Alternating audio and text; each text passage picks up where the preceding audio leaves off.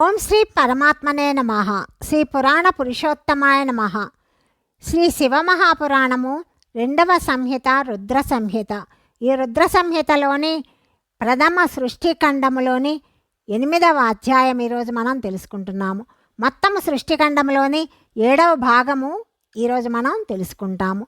ఈ 8వ అధ్యాయంలో బ్రహ్మ విష్ణువులకు భగవంతుడైన శివుని యొక్క శబ్దమయ శరీర దర్శన భాగ్యము కలగటము మనం తెలుసుకుంటాము.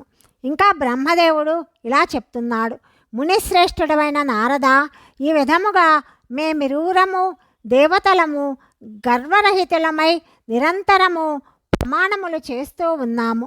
ఈ జ్యోతిర్లింగ రూపమున ప్రకటితుడైన పరమేశ్వరుడు ప్రత్యక్షముగా దర్శనమివ్వాలని మా ఇరువురి మనసులలో ఒకే కోరిక ఉన్నది. అప్పుడు దీనులను పాలించువాడు, అహంకార గర్వమును అణుచువాడు, అవినాశి అయిన శంకర భగవానుడు మా ఇరువురి మీద దయ కలిగిన వాడయ్యాడు. ఆ సమయమున ఆ దేవదేవుని నుండి ఓం ఓం అనే ఇట్టి శబ్దరూప నాదము ప్రకటితమయ్యింది. అది స్పష్టముగా వినవస్తూ ఉన్నది. ఆ నాదము ప్లుత స్వరముతో అభివ్యక్తమయ్యింది. ప్లుత అంటే 3 మాత్రల కాలము గల స్వరము. ఆ స్వరముతోటి అది అభివ్యక్తమైంది. గట్టిగా ప్రకటితమైన ఆ శబ్దమును గురించి ఇది ఏమిటి అని ఆలోచిస్తూ సకల దేవతారాధ్యుడైన విష్ణు భగవానుడు సంతుష్ట చిత్తముతో నా చెంత నిలబడి ఉన్నాడు.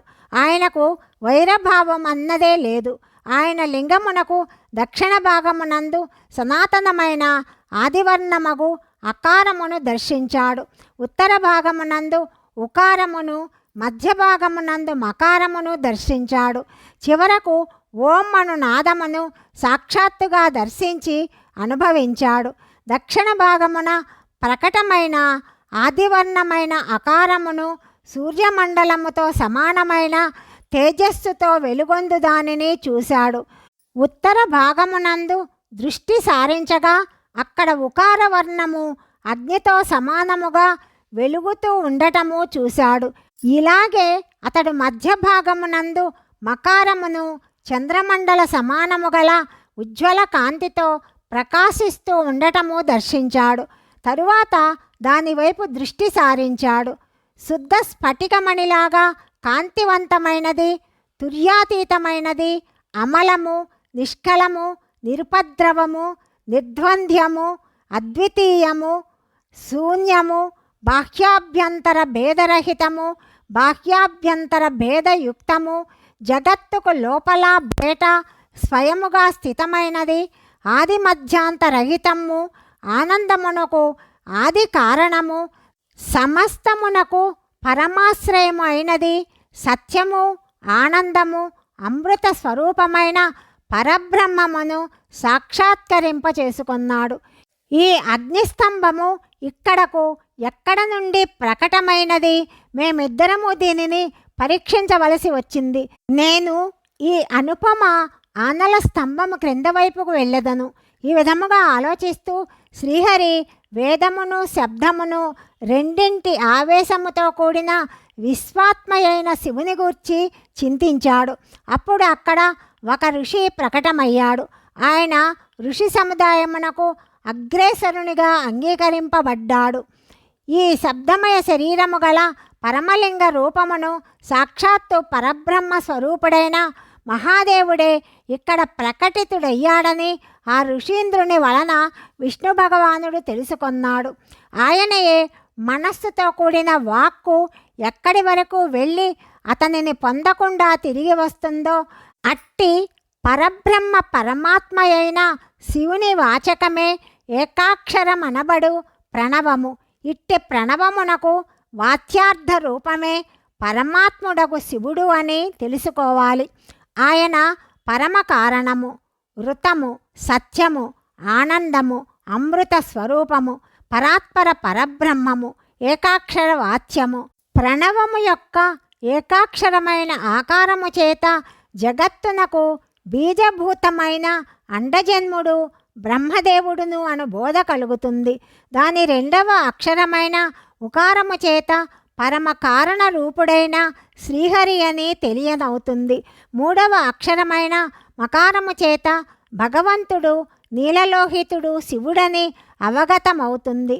అకారము సృష్టికర్త, ఉకారము మోహకర్త, మకారము నిత్య అనుగ్రహకర్త. మకారము చేత భోజ్యుడగు శివుడు బీజకము అవుతాడు. భోజ్యుడు అంటే తెలియబడువాడు. మకారము చేత తెలియబడు శివుడు బీజమునకు స్వామి అవుతాడు. అకార సంజ్ఞ కలిగిన నేను అగు బ్రహ్మను అగు నన్ను బీజమంటారు. ఉకార నామమందు ధరించు శ్రీహరి యోని అగుతాడు. ప్రధానమునకు పురుషునకు కూడా ఈశ్వరుడే మహేశ్వరుడు. బీజకము బీజము యోనియును కూడా ఆయనయే నాదమని చెప్పబడతాయి. అతనిలో సమస్తము చేరుతాయి. బీజకము తన ఇచ్ఛతోనే తన బీజమును అనేక రూపములలో విభజించి నిలుస్తుంది. ఈ బీజకమైన మహేశ్వరుని లింగము నుండి ఆకార రూప బీజము ప్రకటమయ్యింది. అది ఉకార రూపమైన యోనియందు స్థాపితమై అన్ని వైపులా వ్యాపించసాగింది. అది సువర్ణమయ అండరూపమున తెలుపుతూ యోగ్యముగానున్నది. ఇంకే విశేష లక్షణములు కూడా అందు కనిపించలేదు. ఆ దివ్యమైన అండము అనేక సంవత్సరముల వరకు జలమునందే ఉన్నది. తరువాత 1000 సంవత్సరముల తరువాత ఆ అండము 2 ముక్కలైంది. జలమునందున్న ఆ అండము జన్మలేని బ్రహ్మ ఉత్పత్తికి స్థానమయ్యింది. సాక్షాత్తు మహేశ్వరుని ఆఘాతము చేత అది పగిలి 2 భాగాలుగా విభజించబడింది. ఆ స్థితిలో దాని పైభాగమునున్న సువర్ణమయ కపాలము గొప్పగా శోభించసాగింది. అదియే ద్యులోక రూపముగా ప్రకటితమయ్యింది.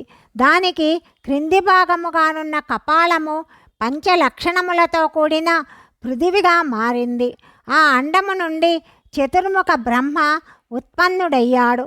ఆయన క అను సంజ్ఞ కలిగి ఉన్నాడు. ఆయన సమస్త లోకములకు స్రష్ట. ఈ విధముగా భగవంతుడగు మహేశ్వరుడే ఆ ఉ ఉమ్మను ఈ త్రివిధ రూపములలో వర్ణించబడ్డాడు. ఈ అభిప్రాయముతో జ్యోతిర్లింగ స్వరూపుడైన ఆ సదాశివుడు ఓం ఓం అని చెప్పెను అను మాటను యజుర్వేదము యొక్క శ్రేష్టమైన మంత్రములు పేర్కొనుచున్నాయి. యజుర్వేదమునందలి శ్రేష్ఠ మంత్రముల కథనముని విని రుచెలు సామమంత్రములు కూడా మాతో సాదరముగా ఓ హరి, ఓ బ్రహ్మదేవ, ఇది సరి అయినదే అని చెప్పాయి. ఇట్లు దేవేశ్వరుడైన శివుని తెలుసుకొని శ్రీహరి శక్తి సంభూతమైన మంత్రముల ద్వారా ఉత్తమము మహత్తరమైన అభ్యుదయముతో సుశోభితుడైన ఆ మహేశ్వర దేవుని స్తుతించాడు. ఈ మధ్యలోనే నా వెంట ఉన్న విశ్వ పరిపాలకుడగు విష్ణు భగవానుడు ఇంకొక ఆశ్చర్యకరమైన సుందర రూపమును చూశాడు. ఆ రూపము 5 ముఖములతో 10 భుజములతో విలసిల్లుతూ ఉన్నది. ఆ కాంతి కర్పూరములాగా గౌరవర్ణము కలిగి ఉన్నది. అది నానా విధములైన శోభలతో దేదీప్యమానముగా రకరకములైన ఆభూషణముల చేత విభూషితయై ఉన్నది. అట్టి పరమ ఉదారము, గొప్ప పరాక్రమము, మహాపురుష లక్షణ సంపన్నమైన అత్యంత ఉత్కృష్ట రూపమును దర్శించిన నేనును శ్రీహరి కూడా ఎంతో కృతార్థులమయ్యాము. తరువాత పరమేశ్వరుడు భగవానుడైన మహేశుడు ప్రసన్నుడై తన దివ్య శబ్దమయ రూపమును ప్రకటించి నవ్వుతూ నిల్చున్నాడు. అకారము ఆ స్వామి మస్తకము, ఆకారము లలాటము, ఇకారము దక్షిణ నేత్రము, ఈకారము ఎడమ నేత్రము, ఉకారము ఆయన దక్షిణ కర్ణము, ఊకారము వామకర్ణముగా చెప్పబడుతుంది. రుకారము ఆ పరమేశ్వరుని దక్షిణ కపోలముగా, రూకారము ఎడమ కపోలముగా, లూకారములు ఆ స్వామి 2 నాసికా ఛిద్రములుగా ఉన్నాయి. ఏకారము సర్వవ్యాపి అయిన ఆ ప్రభువు యొక్క పైవోష్టము, ఐకారము అధరమణి, ఓకారము ఔకారములు క్రమముగా పైన క్రింద ఉన్న 2 దంతపక్తులుగా ఉన్నాయి. అహాలు ఆ దేవాది దేవుడు శూలధారియగు శివుని 2 తాళువులుగా వర్ణించబడ్డాయి. కా మొదలుగా గల 5 అక్షరములు ఆయన దక్షిణ భాగము నుండి 5 చేతులుగాను, చా మొదలుగా గల 5 అక్షరములు ఎడమ భాగమునందలి 5 హస్తములుగాను, టా మరియు తా మొదలుగా గల 5 అక్షరములు వారి పాదములుగను, పకారము కడుపు భాగముగను, ఫకారము ఆయన దక్షిణ పార్శ్వమని, బకారము ఎడమ పార్శ్వముగాను పేర్కొనబడ్డాయి. బకారము భుజము అని, మకారము యోగియగు మహాదేవుని హృదయమని చెప్తారు. యా నుండి సా వరకు 7 అక్షరములు సర్వవ్యాపి అయిన శివుని యొక్క శబ్దమయ శరీరమునందలి 7 ధాతువులవుతాయి. హకారము ఆయన నాభి అని, క్షకారము మేఢ్రము అంటే మూత్రేంద్రియముగా చెప్పబడ్డాయి. ఈ విధమైన నిర్గుణ మరియు గుణస్వరూప పరమాత్మ యొక్క శబ్దమయ రూపమును భగవతి ఉమాసహితముగా దర్శించిన నేను శ్రీహరి ఇరువురము కృతార్థులమైనాము. ఇట్లు శబ్దబ్రహ్మమయ శరీరధారి అయిన మహేశ్వరుని శివుని దర్శనము పొంది నేనును శ్రీహరియు ఆయనకు నమస్కరించాము. తిరిగి పైకి చూశాము. ఆ సమయమున ఆయన 5 కళలతో కూడిన ఓంకార జనితమైన మంత్రము మాకు సాక్షాత్కరించాడు. ఆ తరువాత మహాదేవుని ఓం తత్వమసి అను మహావాక్యము దృష్టిగోచరమయ్యింది. అది ఉత్తమోత్తమమైన మంత్రరూపము, శుద్ధ స్ఫటికములాగా నిర్మలమైనది. పిమ్మట సకల ధర్మములను సర్వ అర్థములను సాధించినట్టి బుద్ధిస్వరూపమైన గాయత్రి అను పేరుగల 2వ మహామంత్రము కనిపించింది. అందులో 24 అక్షరములు ఉన్నాయి. అది చతుర్విధ పురుషార్థ ఫలములను ఇస్తుంది. తరువాత మృత్యుంజయ మంత్రము, పంచాక్షర మంత్రము, దక్షిణామూర్తి అను పేరుగల చింతామణి మంత్రము క్రమముగా సాక్షాత్కరించాయి.